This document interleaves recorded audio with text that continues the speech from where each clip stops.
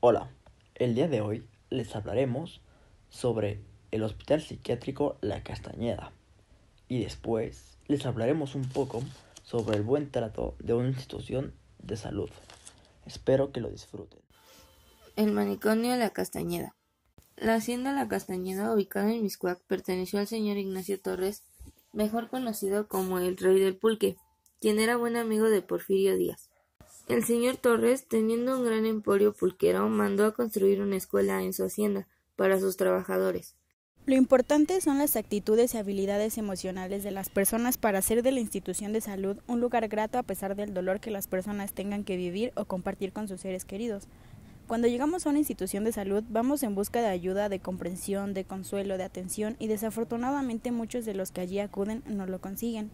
Los pacientes que llegan a un consultorio no están preparados para afrontar las dificultades de la institución. El médico que atiende su consulta se ve obligado cada vez más a limitar su tiempo para atender, mirar, escribir, llenar formularios y preguntar sobre los síntomas que el paciente le narra. Para el paciente su problema es el prioritario, el importante, y desconoce o no, admite que el médico tiene otros pacientes en diferentes condiciones de salud y que cuenta con un tiempo límite de atención por paciente. Aquí es donde cada persona de la institución tiene que empezar a aplicar los principios de buen trato.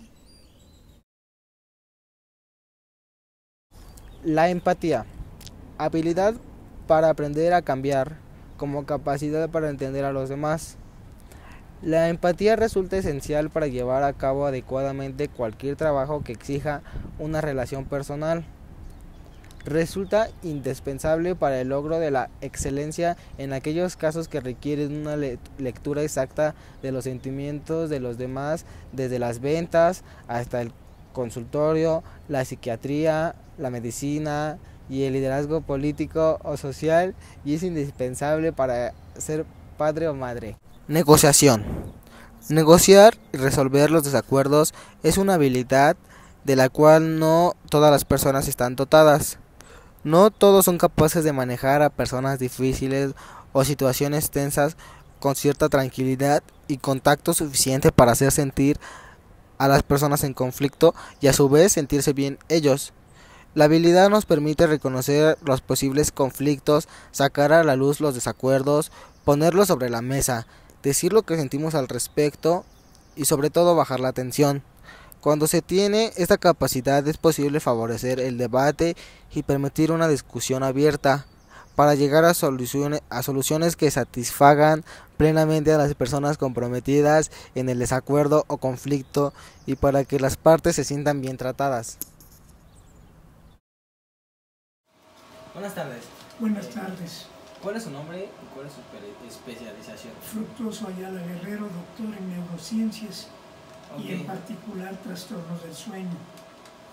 Ok, ¿le puedo hacer unas preguntas bastante sencillas y rápidamente? Sí, como no. ¿Qué pasa si se maltrata al paciente en el inicio del tratamiento? Bueno, es importante dejar claro qué significa si se maltrata al paciente. ¿Te refieres a que si no se le trata bien, se le da confianza?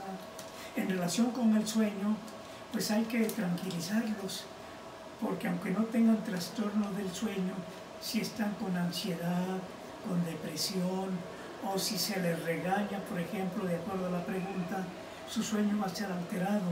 Entonces hay que tranquilizarlo con el propósito de que los resultados obtenidos reflejen bien si tiene algún trastorno o no. Si se trata bien al paciente, ¿qué beneficios se pueden lograr al ver que pues sí necesita la atención? Bueno, creo que el especialista debe de estar satisfecho si el tratamiento que aplica al paciente le da resultados. Entonces yo creo que hay que poner mucha atención, utilizar lo mejor posible los conocimientos para el bien del paciente. Eso va a beneficiar al paciente y a uno mismo porque se va a sentir satisfecho de haber apoyado a alguien que necesita ese tipo de apoyo. Ok. ¿Qué sucede si al paciente no se le presta un tratamiento?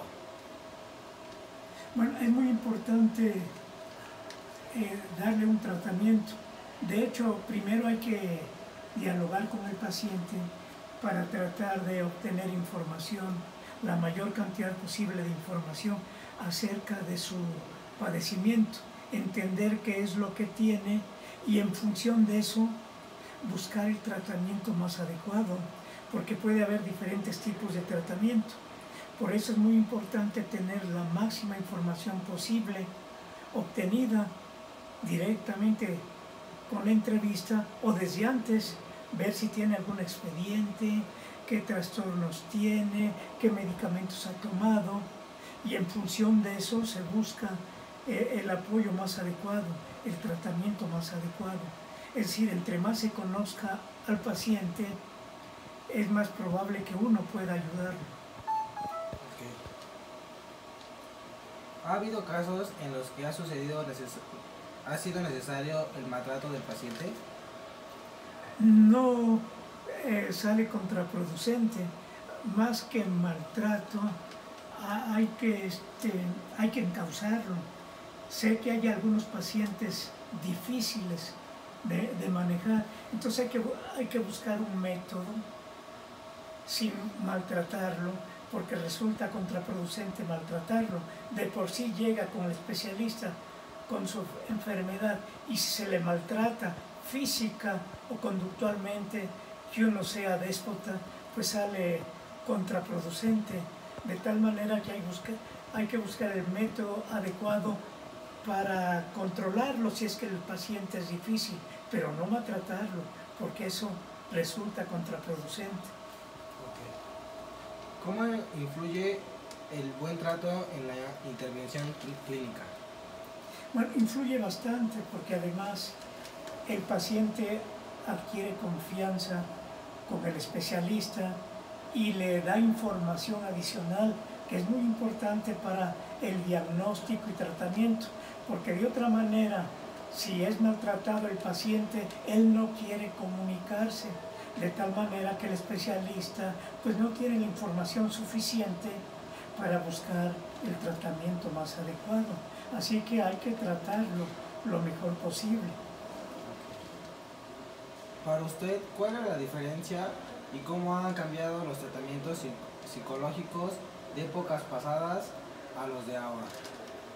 Bueno, ahora se tiene la ventaja pues de que se han producido más instrumentos psicológicos más eficientes para el tratamiento de los pacientes, pero además con el avance de la ciencia y la tecnología pues se puede extraer información sin comunicarse con el paciente. Por ejemplo, en este caso, en esta especialidad de sueño y sus trastornos, colocando sensores en el cerebro o electrodos, se obtiene su actividad, y la actividad cerebral es muy sensible para el análisis del sueño. Entonces, con la tecnología uno puede detectar si el paciente duerme o no duerme, si duerme adecuadamente dentro de los parámetros considerados como normales o si tiene algún trastorno. De tal manera que con la tecnología, más el cuestionario, más la entrevista, se complementa la información. Así que ha avanzado mucho el estudio para tratar a los pacientes gracias a la tecnología. Okay. Bueno, por esto es todo. Muchísimas gracias por darme la oportunidad de la entrevista y sería todo. No, si puedo aportarles algo más, si me dicen en qué materia les pidieron este tipo de información, porque dependiendo de la materia se puede enfocar la información. ¿Cómo se llama la materia? Psicología. Ah, psicología. Ah, bueno.